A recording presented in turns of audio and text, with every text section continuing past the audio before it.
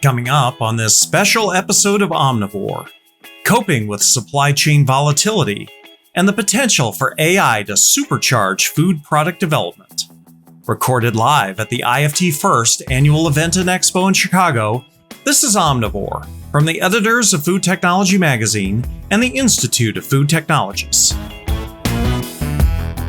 This episode of Omnivore is brought to you by IFT's Science and Policy Initiatives, your food science advocate, elevating the central role of food science in food and nutrition security, food safety, and sustainable food systems, and championing the adoption of science-based regulations and policies and legislation. Learn more at ift.org/policy-and-advocacy. Welcome to Omnivore from IFT and Food Technology, where we explore the intersection of business, science, and technology on the global food system. I'm Bill McDowell. Supply chain volatility is no longer just a temporary disruption, it's the new operating reality. From geopolitical conflict and climate shocks to shifting trade policies and critical material shortages, food companies are navigating unprecedented sourcing and logistics challenges. In this special segment, we're taking you to the Hot Topic studio stage at IFT First, where science and technology editor Julie Larson-Brisher spoke with Arlin Wasserman, founder and CEO of Changing Tastes, and IFT board member Darryl Riley, president of TQSM LLC. They explored what it takes to build truly resilient food supply chains and why business as usual is no longer an option. Welcome, everybody, to this live podcast recording today. Darryl and Arlin, supply chain disruption is nothing new. It's kind of the nature of the beast, if you would say. But it seems like in recent years, we've seen this perfect storm of volatility.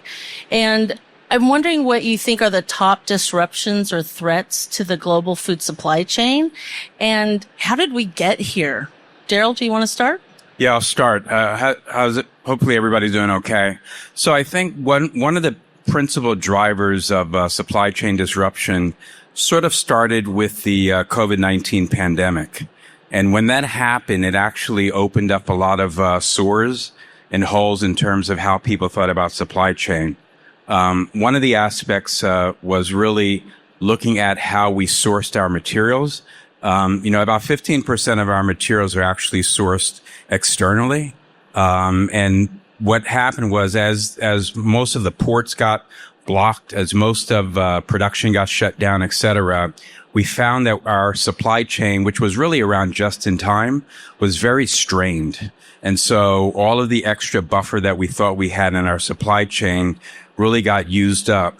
Number two is we had labor shortages. So a lot of production lines were shut down. Distribution networks actually became very clogged.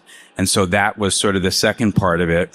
And then the third part is we didn't have the ingredient stability. So a lot of times the ingredients that we were using, they were no longer available. And so I think those three things were some of the drivers associated with that, Julie. So you said something really interesting, which is just in time. So if we look back over the supply chain profession over a while, some of the things that made the last 5 or 6 years so challenging are self-inflicted. Our desire to drive out inventory, drive out cost, delegate sourcing to our tier 1 or 2 tier suppliers and have them just deliver. Is this better? Is this better? Okay.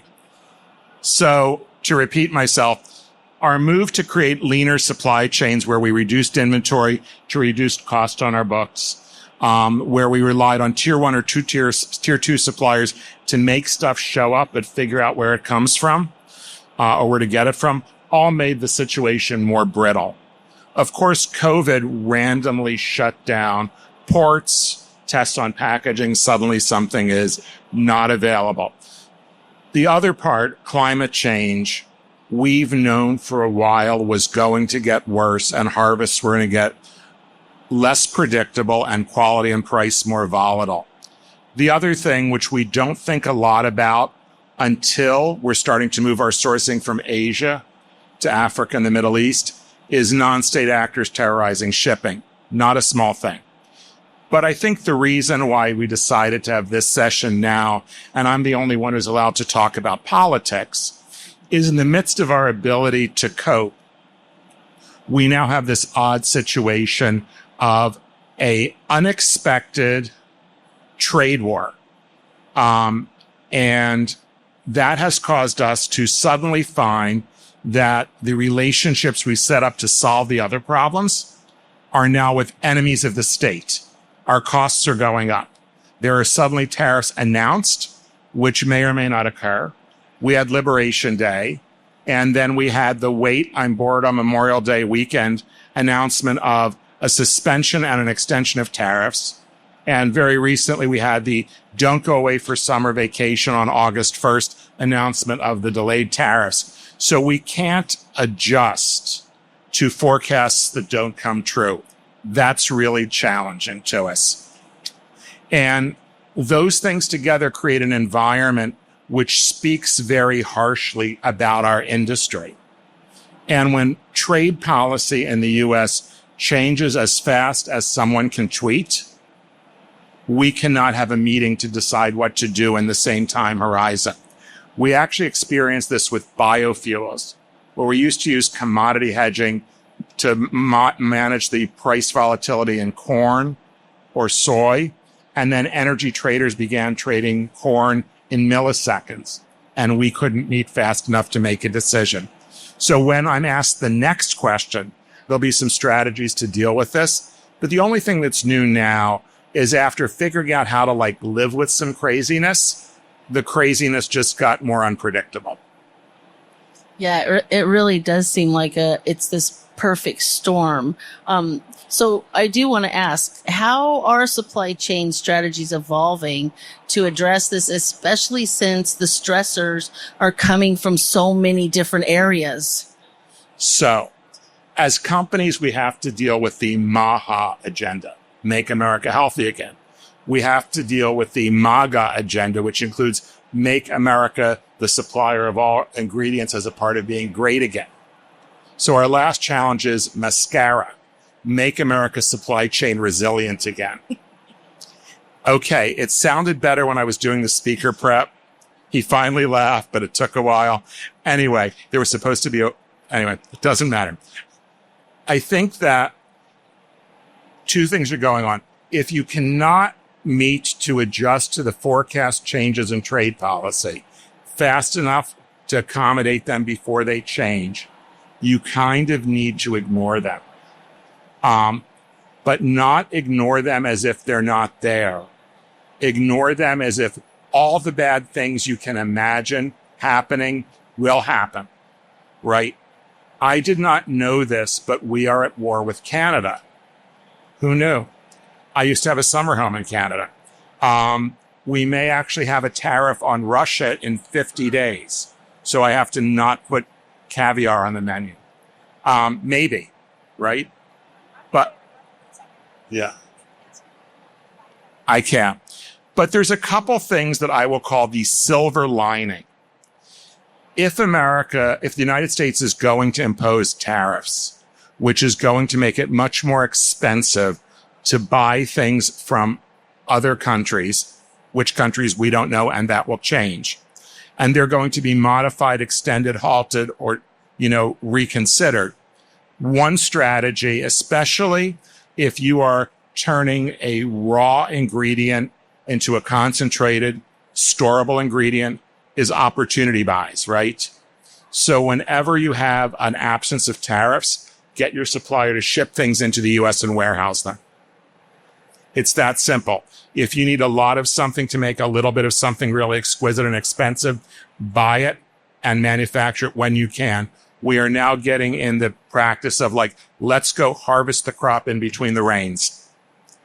The other flip side is, and we don't think about it a lot because we're thinking about buying what we buy now to make what we make now, is that other countries are not rolling over. As we know, we only have one of our 90 trade agreements signed. They're instead putting reciprocal tariffs in place.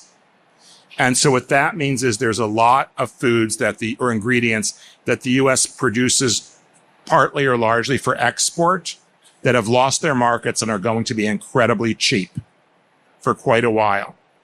So wheat, potatoes, beet sugar, apple flavors, we can go on and on with a list of things that will be incredibly cheap for us to buy now.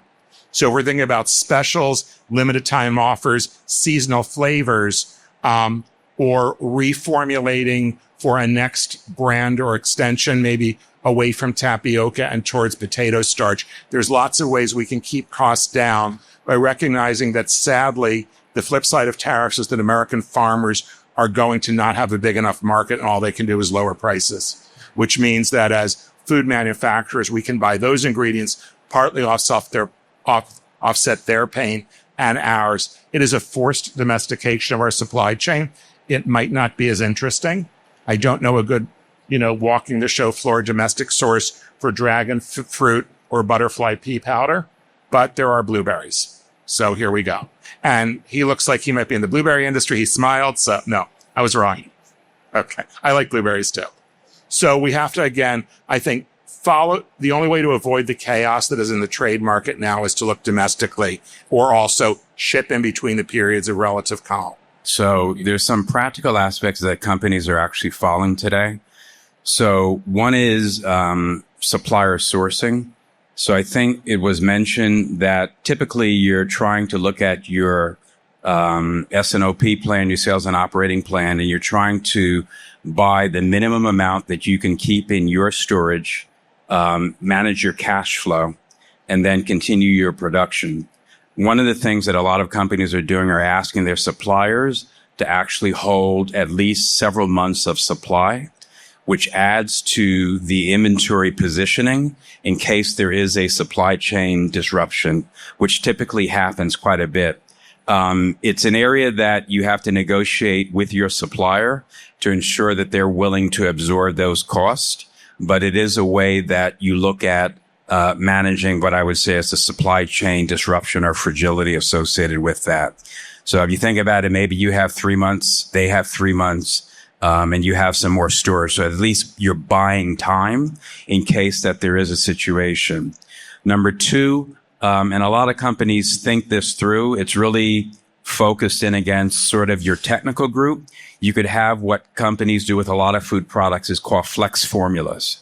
So you have the ability to potentially exchange ingredients depending upon availability at the time. And a lot of the companies that I worked with, oil was an example. So instead of on the ingredient lining writing the specific oil, you write vegetable oil, and then in parens, you can then write may contain one of the following. And you can list then, canola oil or palm oil or soy oil or whatever you have. It gives you a lot more flexibility. And in fact, your procurement group likes that because they can actually manage their cost structure a little bit easier. The third thing is looking at, for example, a lot of products that have protein and fat. Perhaps you can have dual sources of the type of protein or the type of fat that you're using in your product. So it gives you, again, some flexibility to offset when you do have a supply chain disruption. And just recognize this. All companies will have a supply chain reduction. Recently, we had the issue with obviously the egg shortages, right? But there's different other ingredients that you can use to substitute out egg. Obviously, you may pay a little bit more for that, but you're then weighing the difference between no product or having a product that you're going to make less margin on. And so you have to really push the agenda and make sure that whatever you're thinking of, you're providing to the consumer that flexibility and is keeping you in business. Well, that kind of brings me to wondering, what do you both believe that food companies must do to stay resilient in the next 5 years? I just picked that randomly, Arlin. So I appreciate the comment on increasing the range of easily substitutable ingredients on your label. At a certain point, that, is a factory operating like a kitchen that's sourcing whatever's available. And it's great. At the same time, we have this movement of people being more curious or opinionated about the ingredients they put in their body. So I look at it as a slightly different challenge, which is you don't want to have a box that says, our snack food may contain any of these 6 oils, 8 grains, and 20 or 30 other specialty ingredients. What you want to have is smaller production runs so that you can say, we can buy this today and produce, this flavor range. Over the next 4 months, we'll warehouse that, and then we have to switch. So I think production lines need to be a little more nimble in switching rather than trying to make the same thing with substitutions. It's a minor change that keeps your ingredient labels shorter. The other thing about that is that in all of this supply chain challenge, one of the things that may be underappreciated is that the packaging is that the ingredient that may be most severely impacted right now is packaging. And so custom packaging or plastic packaging is something that often comes in cheap from abroad and will no longer be as available. So right now, another challenge is to start making interesting recycled paper bags and boxes, which is a domestic supply and keeps you out of that, allows you to quickly reformulate and reprint and get to market. As a sub-point of that, and we haven't talked about it a lot, the shipping industry is as messed up as the food industry or then some. And with companies saying, can you ship everything quicker now, but not so much later? Or we're not sure if we want to buy it at the new price. We have freighters that are sailing on delayed schedules until they're full.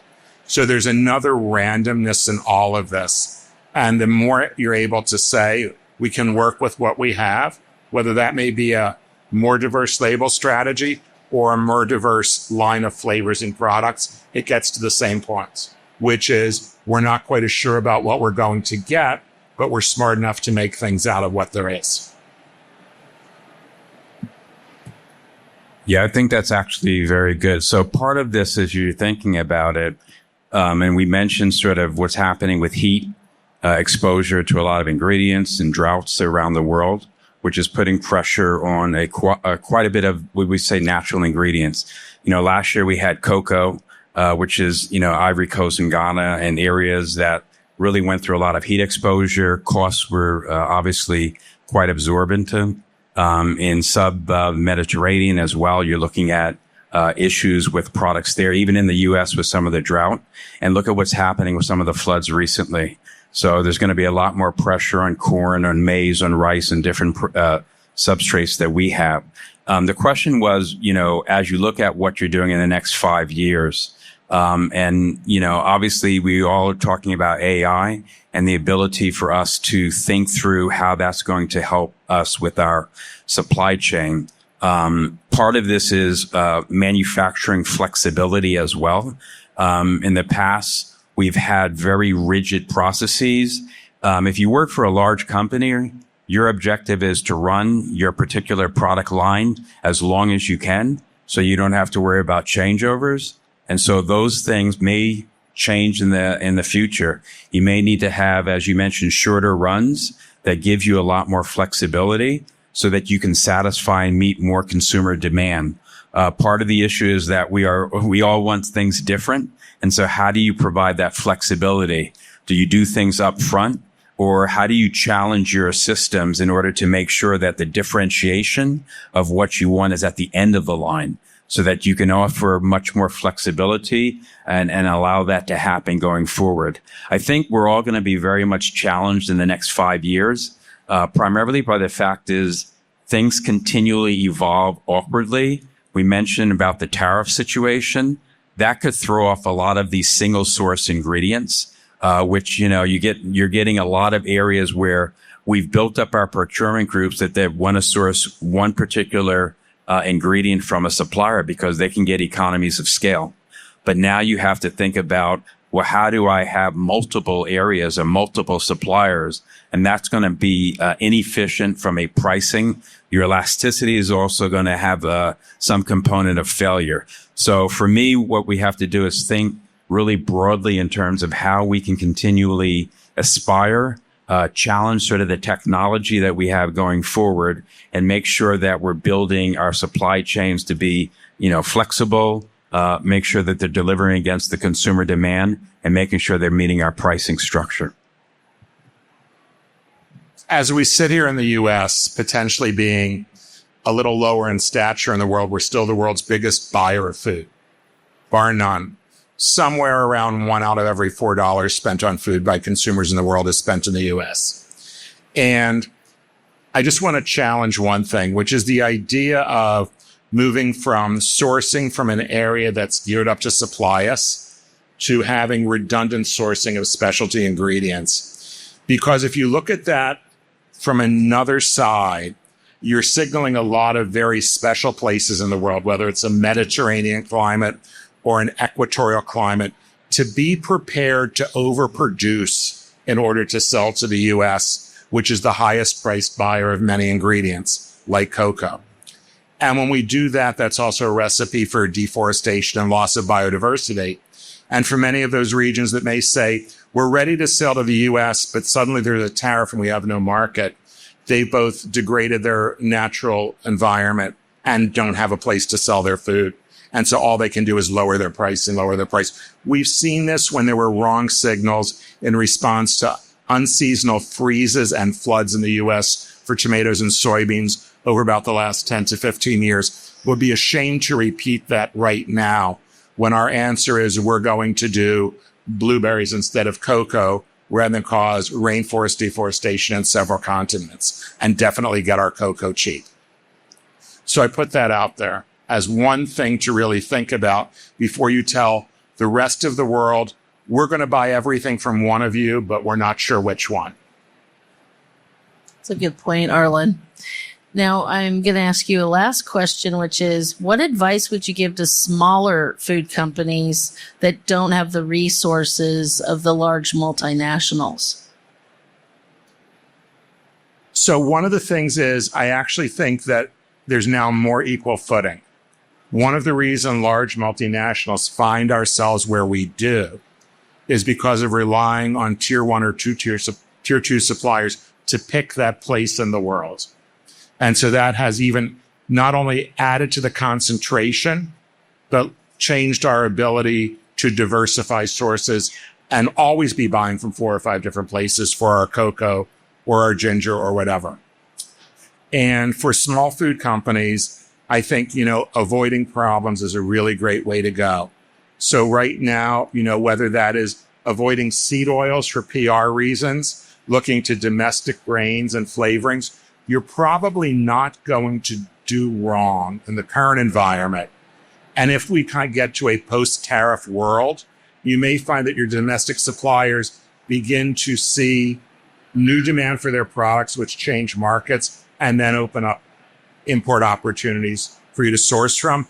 But again, that's a 3 to 5 year issue. And as a startup you're trying to run over the next 18 months, it's hard to see a general change in government policy around trade in the next 18 months. Yeah, I don't really have much to add to that. I think the smaller companies are going to be very much challenged. Obviously, cash flow is going to be a big issue. Right now, obviously, the bond market is really challenged. So getting capital expense is actually becoming a bit of a challenge. So as you become a smaller company, you're going to have to obviously look closer at your cash in terms of how you choose to spend it. I do think there's going to be probably more tightening of the market. We're going to see probably a lot more M&A activity associated with that, as a lot of the smaller companies probably are not going to make it over time. In terms of the positive part of it, I think it's going to be a fight. We're in a fight right now. We're going to start to, we've seen what's happening now with a lot of the companies now being bought and sold. That's probably not going to change. And people are going to continually take full advantage of their cash in order to determine what they can do to market it. I do believe that in terms of, ingredient supply, and not only ingredients, we have to think about the equipment. Equipment supply is also sometimes coming from overseas. So we always have our mindset of just the food products, but half of the, extrusion products, are you looking at, we go through the area here and we're looking at a lot of the vendors here. Those products or those equipment is being shipped overseas. They're also faced with tariffs as well. So we have to always be very flexible and think about what we want to do going forward. I do think over the next 6 months, though, is going to be a bit of a change in terms of how and what smaller manufacturers make it through this. And then hopefully, to your point, in the next 3 to 5 years, we'll be able to see our economy grow again. Well, thank you, Arlin and Darryl, for sharing your insights with us today on the Omnivore podcast. That was IFT board member Darryl Riley of TQSM LLC and Arlin Wasserman of Changing Tastes, recorded live at the Hot Topic studio stage at IFT First. Stay tuned for more live recordings from IFT First coming later this fall. We'll be back with more Omnivore in a moment, but first, this word from our sponsor. The future of food is on the line with misleading stories that misrepresent the science of food. IFT's science and policy initiatives cut through the noise and make sure the voice of science is heard. To stay up to date on policy and advocacy communications in the media, visit the IFT in the News page at ift.org/press. Welcome back to Omnivore. I'm Bill McDowell. Generative AI has captured the public's imagination. But for the food industry, it may be more than just a tool. It could be a transformative force. Futurist Tony Hunter recently returned to explore how generative AI could compress timelines, personalize nutrition, and level the playing field between startups and CPG giants. He and I recently sat down to dig deeper into what he calls the digitization of flavor and what signals suggest that future is already taking shape. Well, Tony, thanks again for joining us on the podcast. It's great to see you again. My pleasure, Bill. As we were saying previously, it must be virtually our anniversary now, 1 year. It was almost exactly a year ago. Well, you recently contributed a very thought-provoking essay in our food technology about the potential and the excitement around generative AI in food and food product development. You called it one of the most influential technologies in food that we've seen over the past 20 years. Elaborate a little bit on that. What potential and what excitement do you see in this technology and the application of the technology? And then what misconceptions do you think are still out there among food leaders about generative AI? So I think the most dangerous thing that leaders think is that they have plenty of time before generative AI disrupts their business, because it's dangerous to live linearly in an exponential world. Because if you think linearly, it's 1, 2, 3, 4, 5. Exponentially, it's 1, 2, 4, 8, 16. So you're out by a factor of 3. You go to the next iteration, 32 and 6, you're out by a factor of 5. And so you can get behind very, very quickly. And then the resources and effort you need to put in to catch up can be crippling and quite phenomenal that you need to do that. And I think that it's so influential because when you look at particularly product development side of things, I mean, really a good food technologist comes along, they go to their favorite company or the one they think that makes the best ingredients for that particular product. They look at the ingredients, they quickly get it down to maybe 10, 20 ingredients at most. Then they work with those. And what do we think the chances are that they will come up with the best formulation, even from those 20 ingredients? No matter how good they are, the probability of that being the best solution is very, very small. Now we look at something like generative AI, feed it 20-odd thousand ingredients, and it says, would you like to add another 0 onto of that, it'll take me another 0.3 seconds to consider it. Now, we're not talking necessarily about today, but we're talking, of course, 5, 10, 20. We're looking at the long-term future potential of these technologies.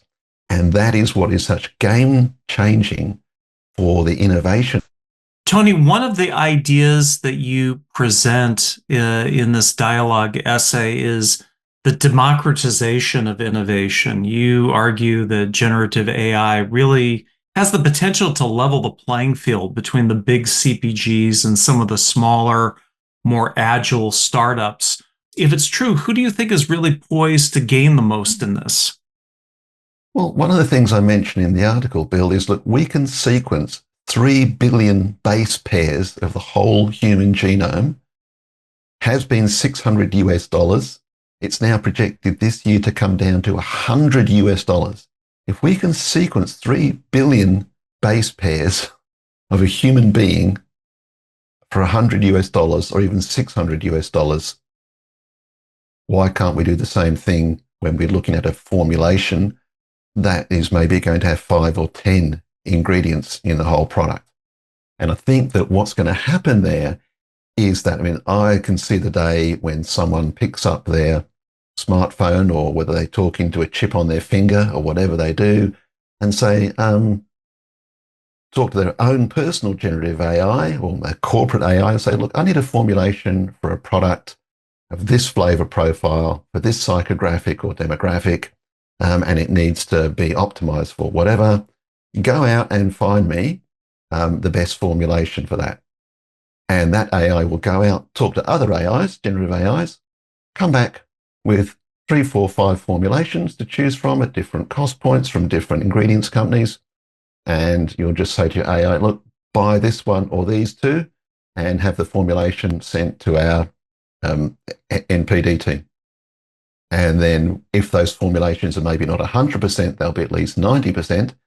And the cost of that, like the cost now of using ChatGPT, the costs to democratize, again, access to that knowledge is enormously small.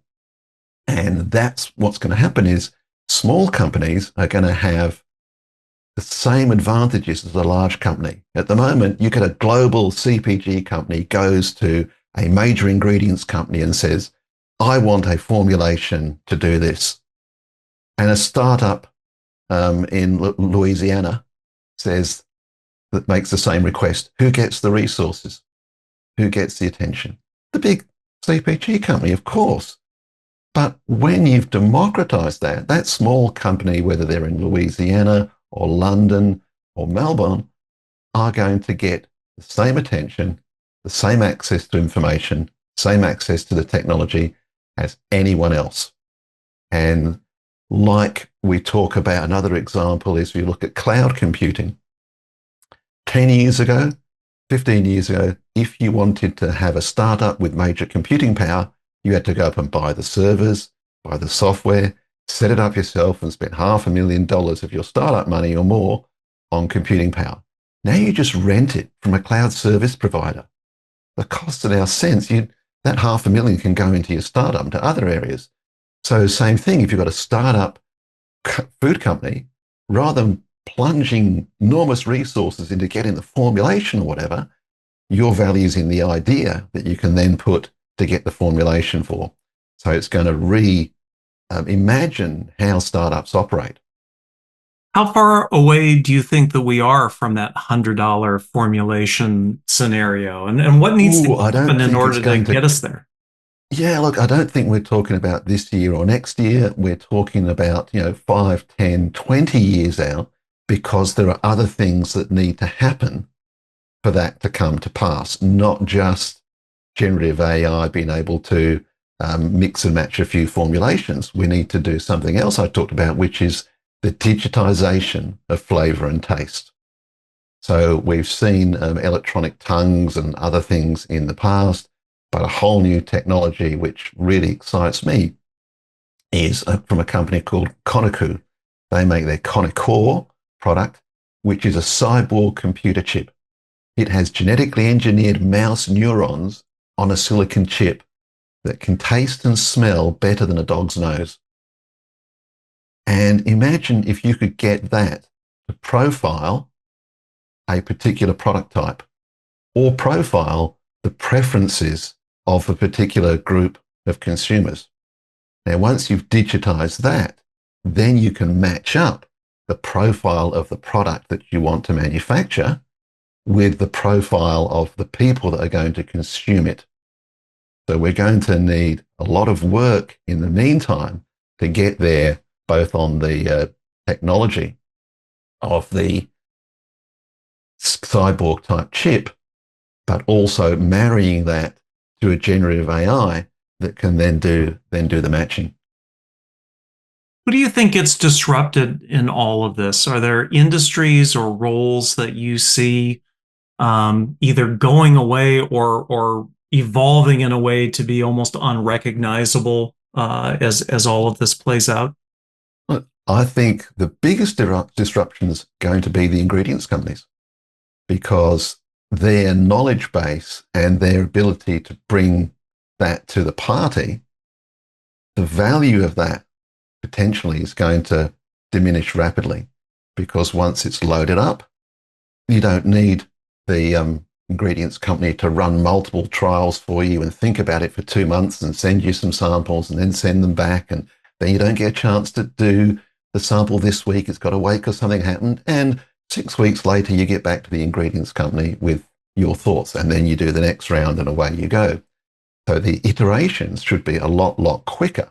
Will we ever get to the stage where it's totally automated from the generative AI from the ingredients company, talks to the generative AI in the company, gives the formulation, which gives it to the AI robot, which makes the product, which puts it on the production line, and all we do is buy it, and that's it? Possible, but I think human intervention will really be necessary for a long time, because I keep saying humans eat the products, AI doesn't.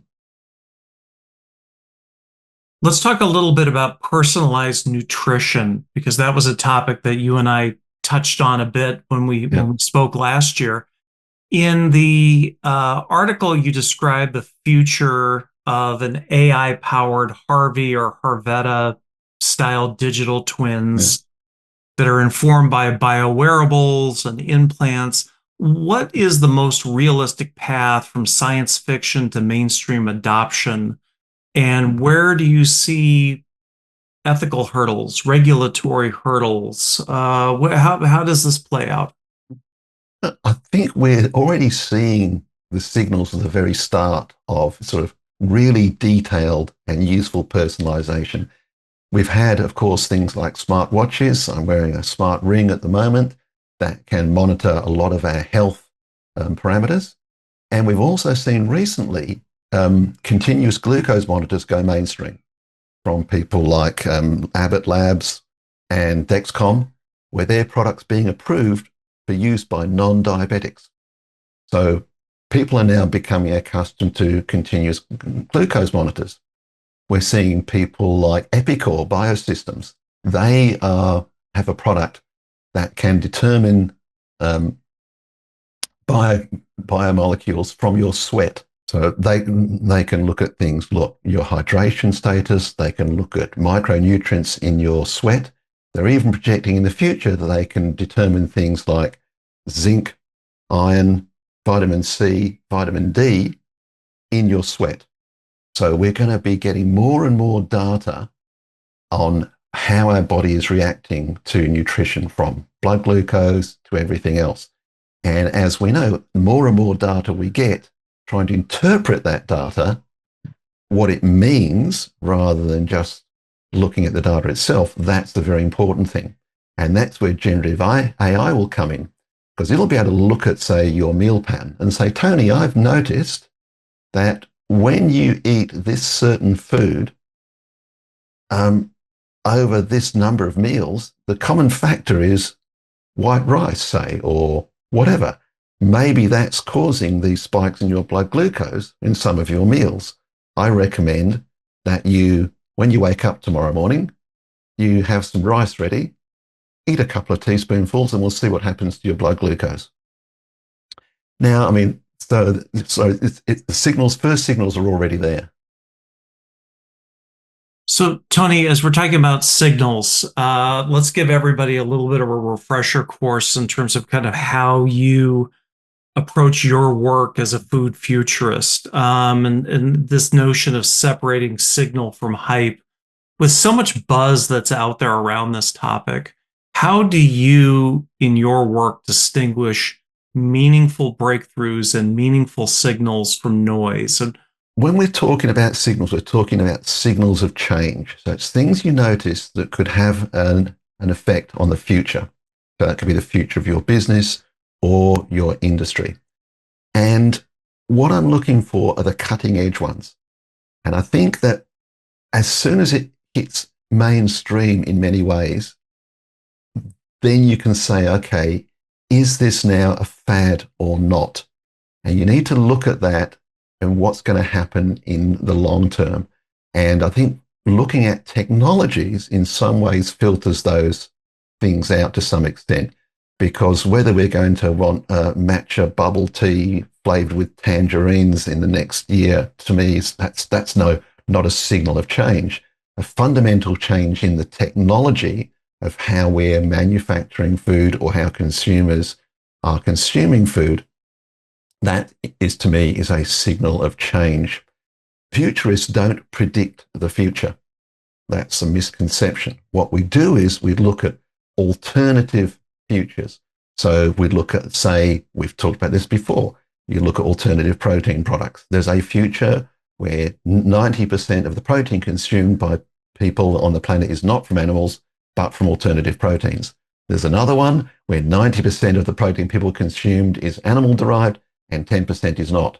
Now, no one knows which way it's going to go. And seeing the disruptions that we've seen in alternative proteins and plant-based proteins, anyone who had predicted that, and a few people did, now looking pretty foolish. Doesn't mean it's the end of alternative or plant-based proteins. So I think that that's the thing to be careful of. We're not trying to predict the future. We're looking for alternatives. And then what we do is we follow the key signals or the critical uncertainties into the future and see which of the alternative futures is becoming reality. on the topic of generative AI, are there signals that you think that people are missing at the moment? Is there any near-term signal that food industry leaders in particular are overlooking and that maybe shouldn't be? As we said before, I think what people are missing is how fast this thing can move and how complementary technologies coming in can combine to make dramatic changes within the industry. If you're just looking at generative AI and saying, yeah, how's that going to work now in this very narrow view, it's much more important to take a very, very wide view and look for peripheral technologies that are coming in and that are maybe not even being applied to the food industry. I mean, this one I talked about, that cyborg chip, that big push on that is not for the food industry. But when you're in the food industry and you see that and you make that connection across, wow, if you can do that here, why couldn't you do that in the food industry? How can we apply that technology and in combination with maybe other technologies to make a dramatic change in what's happening? I mean, to me, digitization of taste and flavor is the holy grail of food technology product development. Like, guys, that's the holy grail. There are technologies coming up which are going to enable that. That's what you really need to be looking at, because whoever owns that, if they can, or gets to that first, is going to have such a massive advantage over everybody else that it's just going to be phenomenal.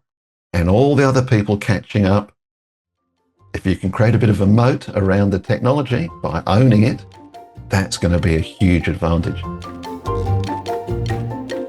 Tony Hunter is a global food futurist and strategy consultant with Future of Food Consulting.